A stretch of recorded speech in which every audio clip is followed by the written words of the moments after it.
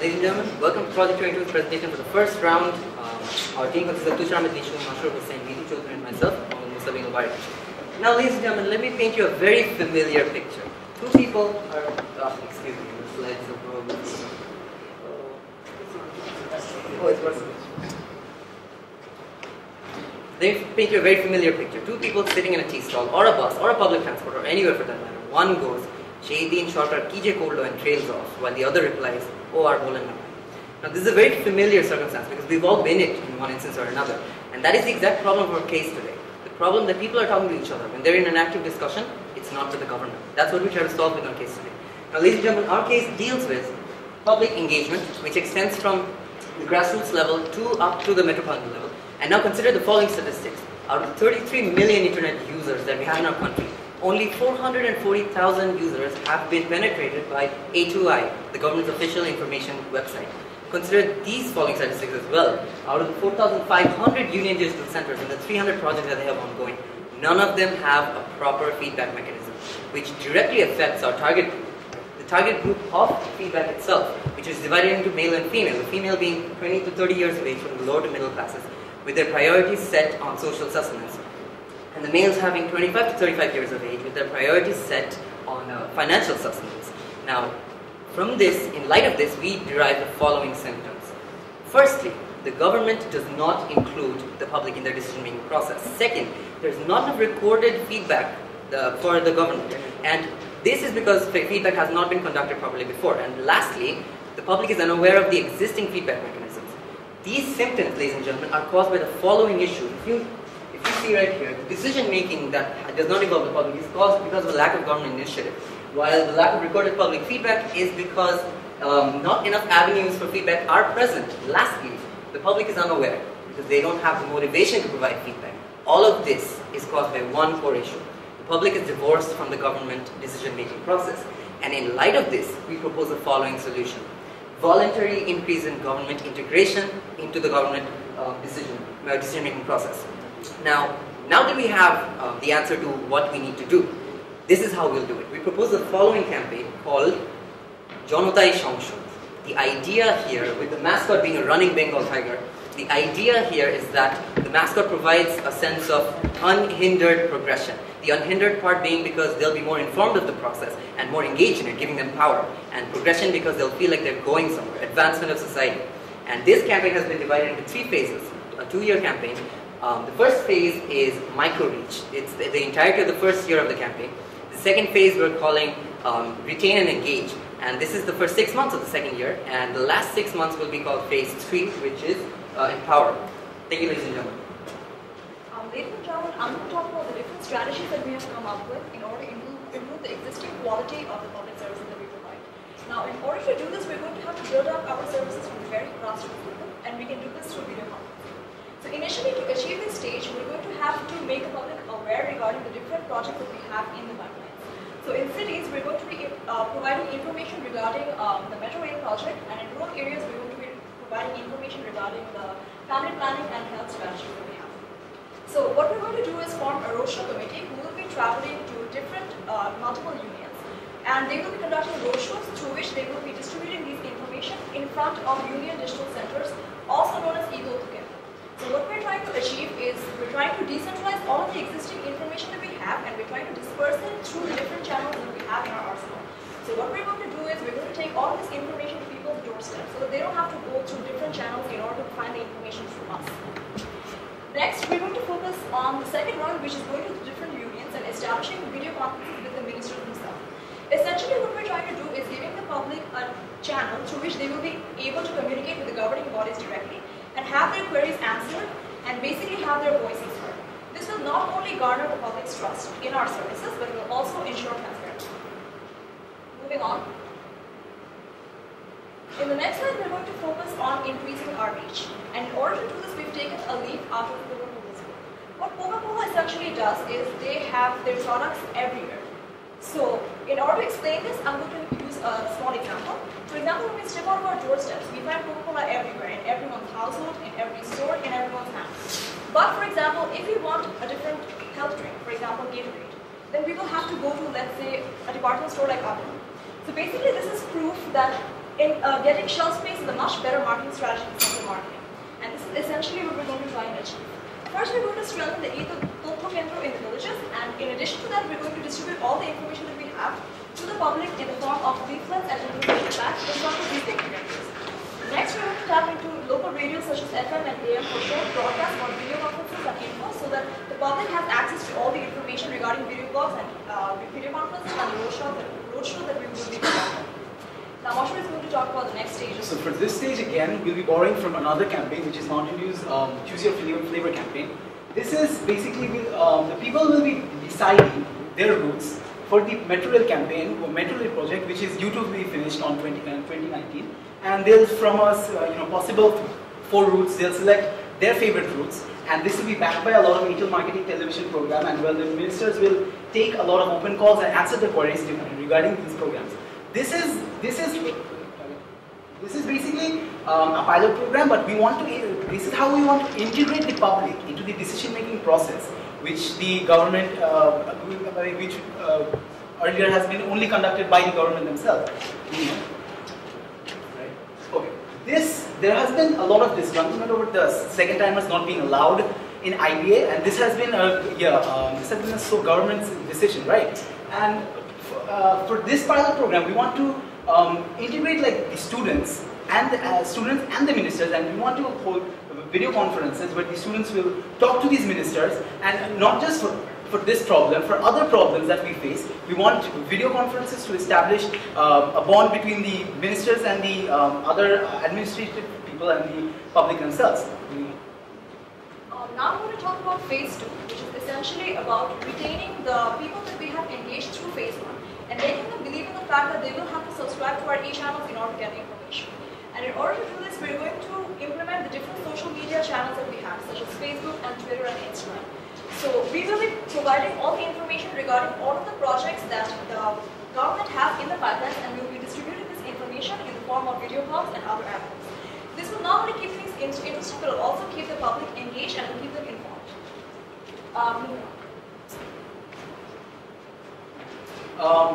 Alright, for phase 2 as well, we want to work with various focus groups which will represent their communities. And these focus groups will basically reflect what their communities want in future projects.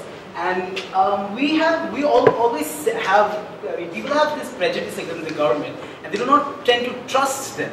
We want to increase more transparency by integrating these people into the system, and we want to, as part of the public-private partnership project of the government, which government already has, we want all of these programs to be more, less by the government and more with the people.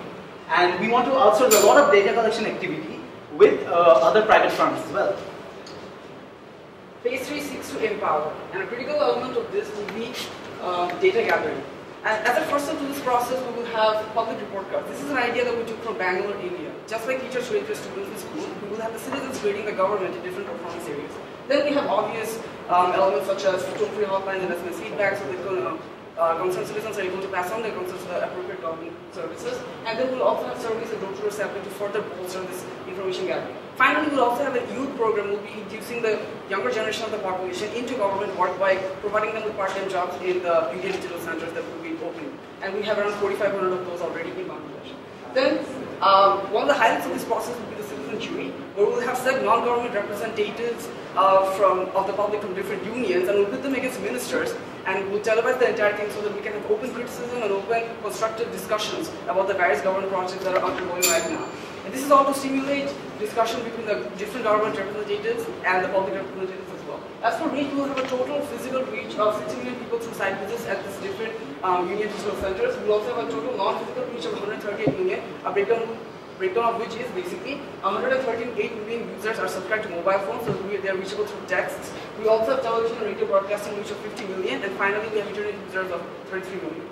Our phase monitoring will have two performance indicators. First, we will have heart data number and a satisfaction scale, data for both of which will be collected through the different services that we have already outsourced so that we can increase the validity of the number that we get. Our main goal will be to have a reach of at least 100 million people by the end of 2 years. And our recommendations are two in number. First of all, form a loop of the feedback process. Basically, we'll be taking feedback and altering our decision-making process to reflect the results of the feedback within the service. And secondly, we will have proper adjustments to to the services, and this adjustments will be based on the satisfaction scale that we get. Thank you. This is the end of our presentation. Thank you for your time. Please.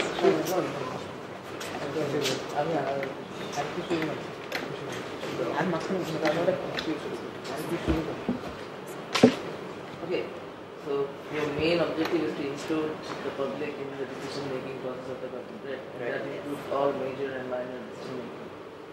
Decisions like whether to build an MRT or not, whether to build a public bridge or not, right? Eventually, Don't you think in a democratic system, if decisions are made when people vote, Sir, and you don't need to engage the public in every day-to-day decision-making because you have your trust on the government. Sir, if I may.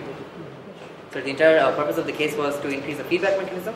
Now, obviously, the feedback mechanism would not be for day-to-day activities. It would definitely start at the larger projects and then come back down to the policies. And the perfect idea of a perfect democratic society is where the public itself has a say in every tiny thing that happens in the country. However, in light of practicality, this does not always occur.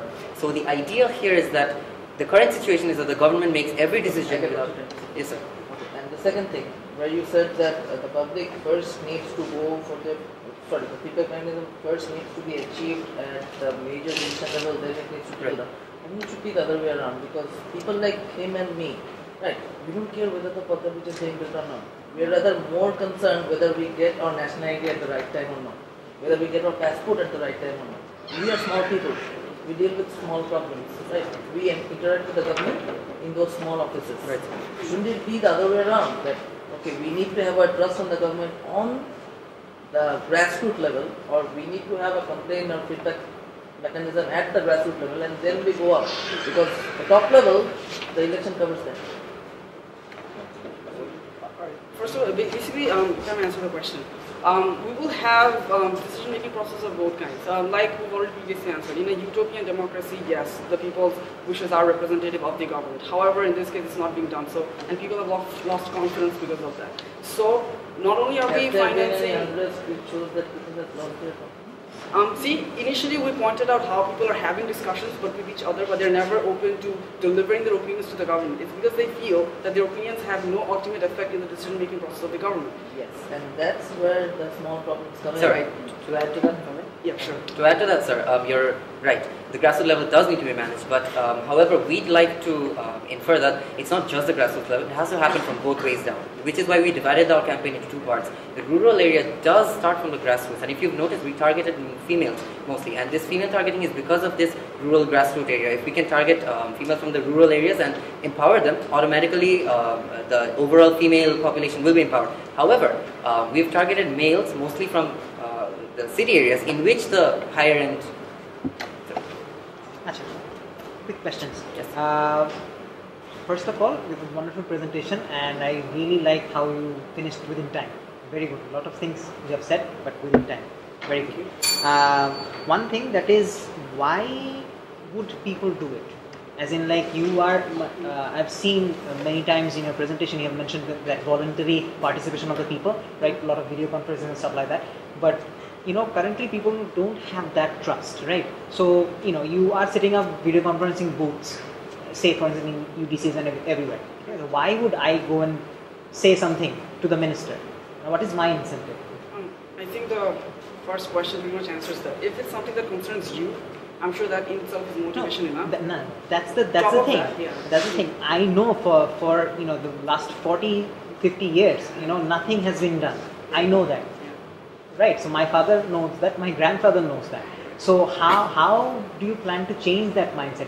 Okay, you come to this video conference, you will be listened to and your opinions will be heard. Right. How do you ensure that? In order to derive that sort of confidence within the government, what we would have to do is have a major project based on the decision of the population. And one of our major projects is the metro rail area. We'll have 4 different routes affecting a vast area. So you're sure that, you know, government will do it? We're not entirely sure, but that would be a very good place to start. Sorry, excuse me. Did you mean that the government will do the metro rail project, or whether they'll implement whether they will actually incorporate the people's... Sorry, this is exactly why we have the presentation in the first place. This is our recommendation to the government, that they should do it. Because if they don't do it, it's the same old story all over again. Should and must are two different things. anyways. ভাইয়া, over to আচ্ছা you. আমি সরাসরি জিজ্ঞেস করি challenge কি এখানে এটা implement করতে গেলে? Sir, the challenges mostly is that our first phase, it depends a lot on micro reach. The Coca-Cola idea that we kind of stole. The idea here is that, and to answer Sir's previous question as well, why would they come to you? Why would they come to these video conferences, for example? The problem is that the government, whenever the government works, it works in centralized information distribution. We have one government center in an entire area, and you're expected to go there for information, right? However, the difference in approach that now we're not centralizing information, we're dispersing information, we're going from door to door. The government is they're taking a huge road show to these villages through long road trips. This changes the mindset, and that is the challenge. If we can change the mindset through this, if we can convince them that yes, we are willing to come to your door, are you willing to open the door? That is the challenge. That's what we believe. How can we change the mindset of the service providers? Do you have any idea? Do you think? Government workers. Yeah, service providers. Yes, as we already foresaw this problem, how perhaps the main problem lies with the motivation that drives the government workers or a lack thereof. So what we try to circumvent this problem with is having younger generation enter the government works. Like we already told you, how we employing or providing part-time work to the younger generation, mainly high school people, high school students or recent graduates in these union digital centers, and these mainly work with government services. So by inducting these younger generation into the process earlier on, we can at least tell them how the government processes already work, and by doing so, we can also introduce them to inner government workings, and therefore maybe encourage them into joining government and bringing about positive progress. Thank you. Thank you. Thanks.